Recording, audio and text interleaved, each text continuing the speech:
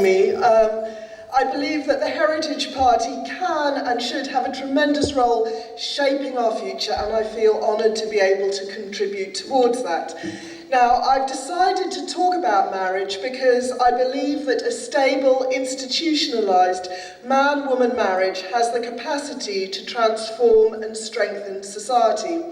I think we can, through our support for marriage, change society for the better. I believe that marriage is an arena where the personal really is political in an intimate but transformative way. We have control over marriage because it is not dependent on our legal system but precedes it. The desire for some kind of union with a person of the opposite sex, symbolised through ritual, is a human universal. It is one of the most deeply felt human needs.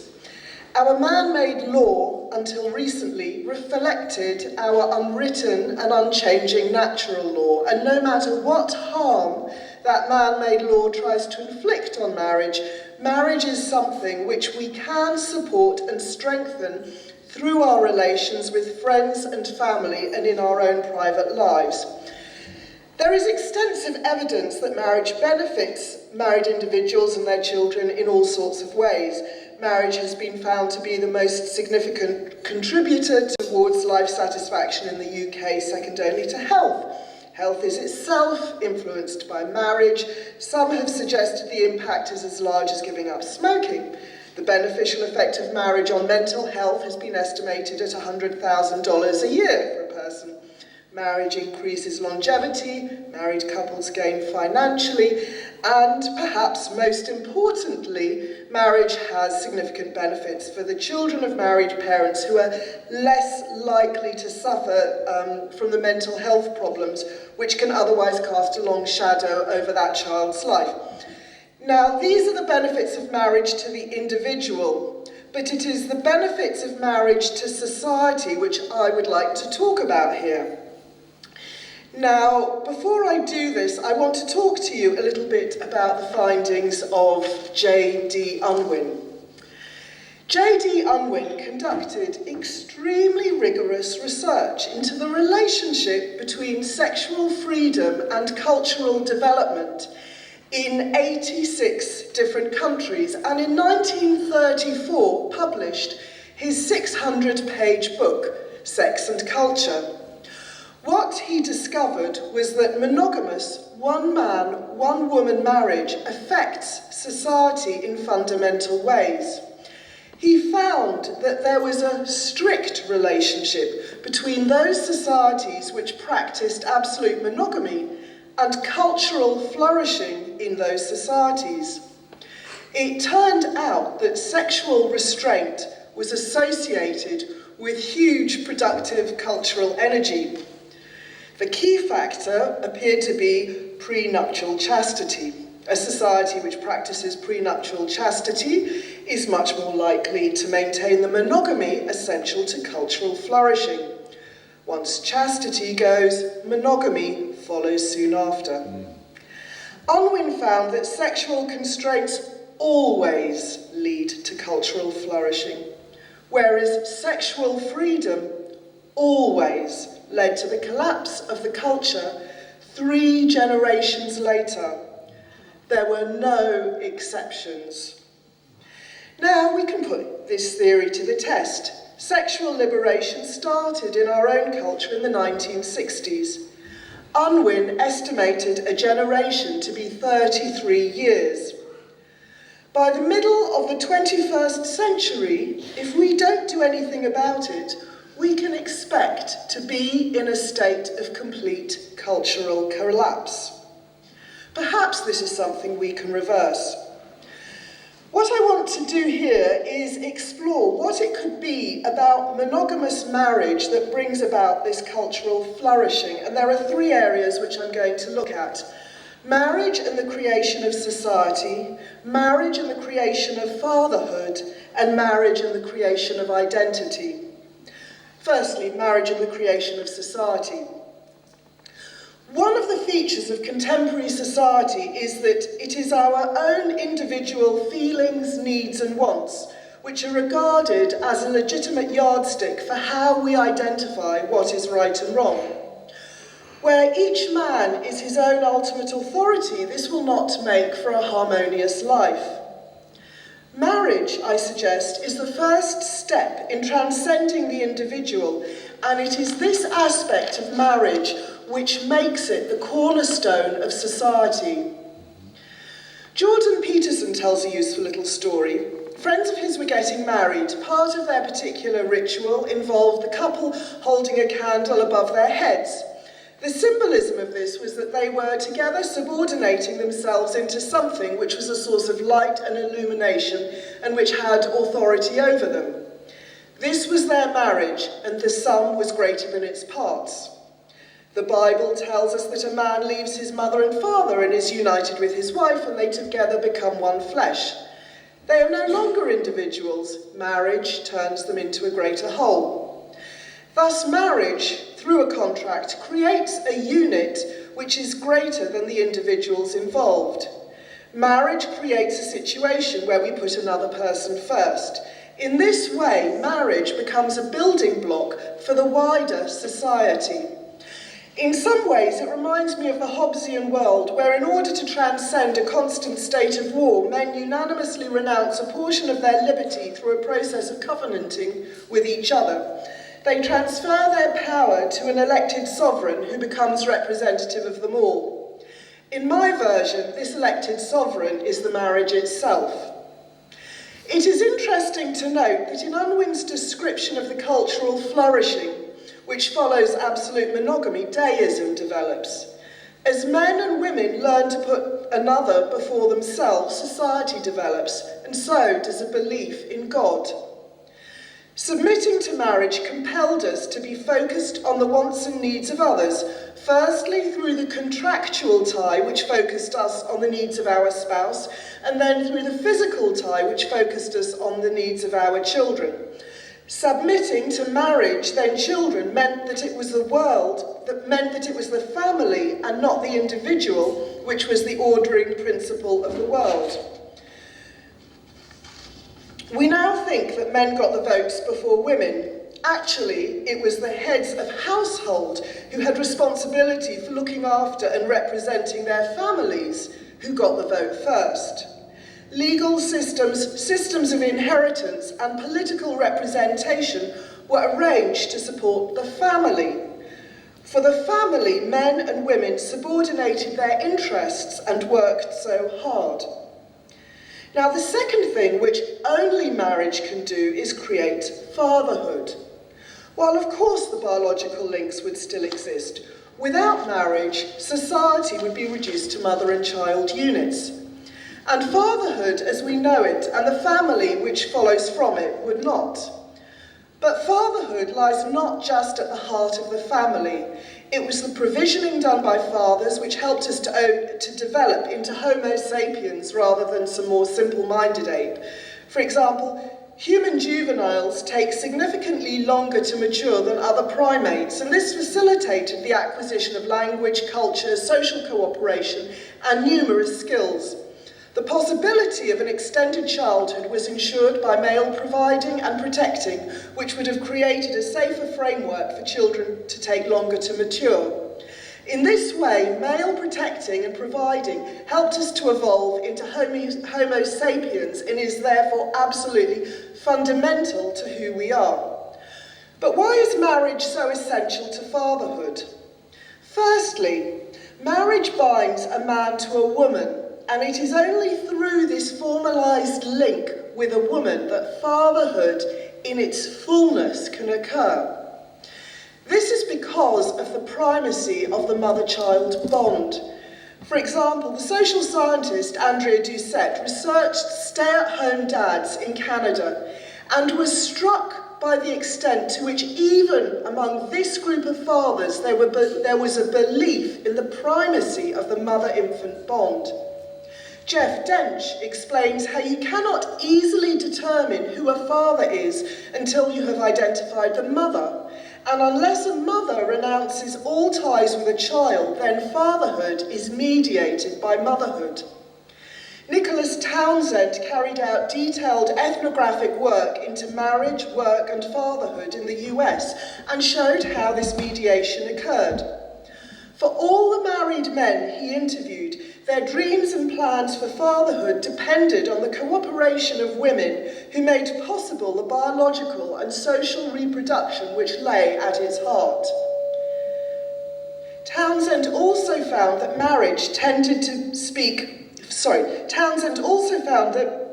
men tended to speak much more in the gender-neutral terms of parent when discussing their fathering role.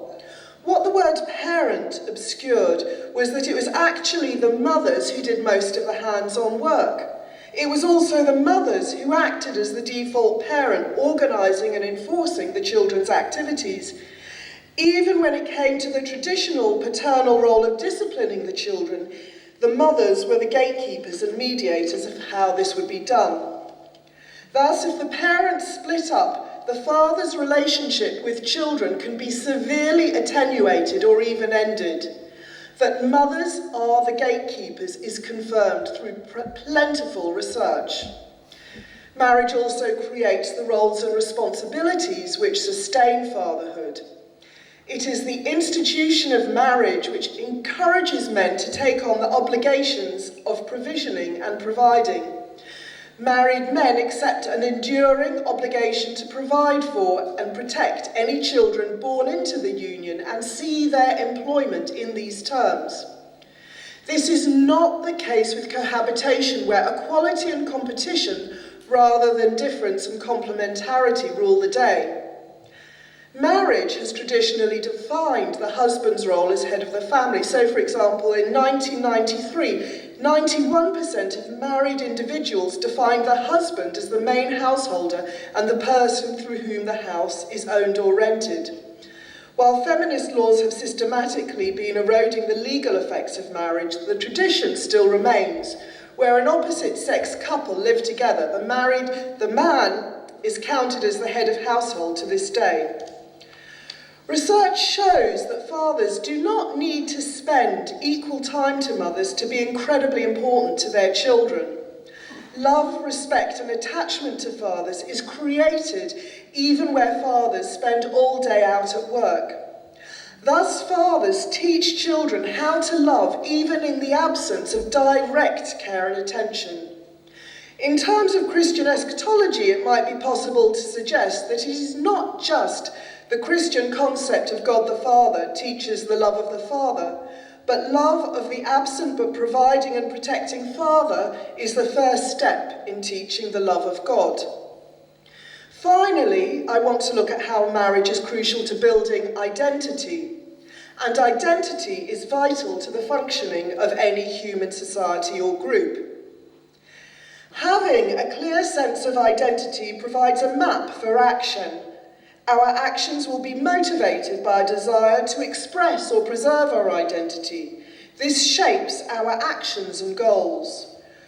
When this identity is shared with others, this leads to a sense of belonging and development of community. This enables collective responsibility to achieve collective goals. As groups and communities develop, so do subsets of skills and talents. Each identity group is likely to have its own characteristics, and this becomes a basis for cooperation in the wider world. Think, for example, of the Huguenots. Marriage is crucial to identity because marriage underpins the family, and it is the family which tells us who we are. Eberhardt discusses this in her book, Primal Scream, where she explains how the huge attention given to identity politics is because the family, the prime identity-making institution, has almost irretrievably broken down. She shows how children from intact and divorced families exhibit starkly opposed concepts of identity.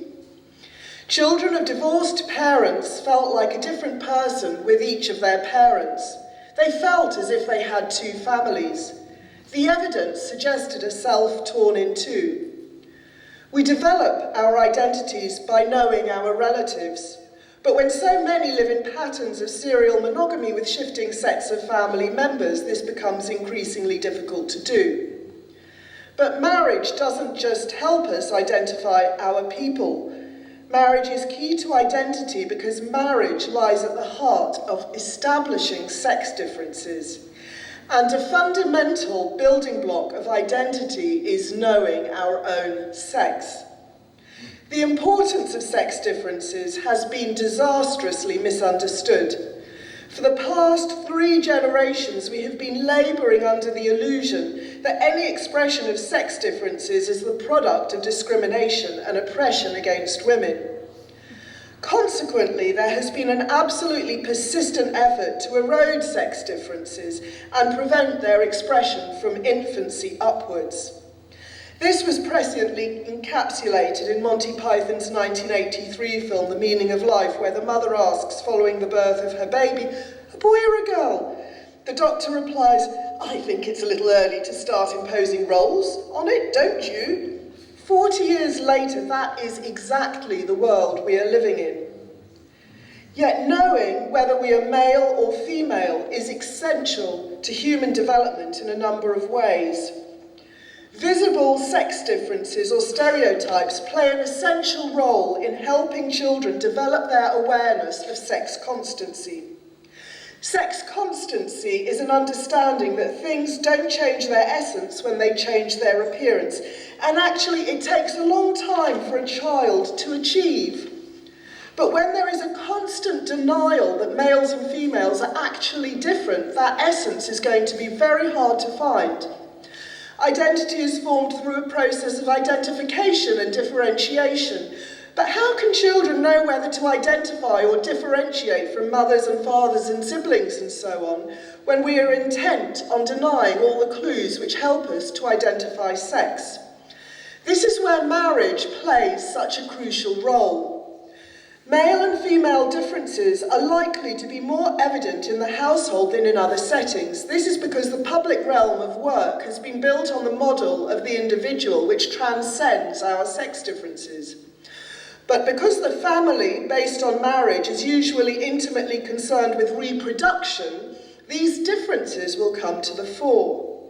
Marriage has normative patterns which emerge from the different relations which men and women have to reproduction, and marriage will therefore nudge men and women towards sex-based roles.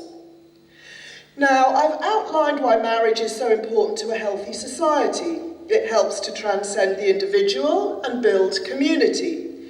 It establishes fatherhood, which is the cornerstone to the family. And it helps us to build our identities by establishing sex differences based on reproductive roles. Why is it that these same effects can't be achieved with cohabitation? With cohabitation, the individual rather than the family remains transcendent. The father is a more peripheral figure, and the role stability and role differentiation which we find in marriage doesn't occur in the same way. Marriage is a public commitment shored up by social norms and sanctions, these normative structures and social expectations which may subtly constrain the way married people behave, even when our exceptionally permissive divorce laws don't. As a result, marriage provides the security which allows a couple to take risks. It allows individuals to invest in the partnership with less fear of abandonment. Men may be more likely to invest their money in joint purchases, and women may be more likely to invest in the couple's children. If they were not married, he might prioritise private purchases and she might shore up her security by investing in education. This makes marriage a much more stable relationship.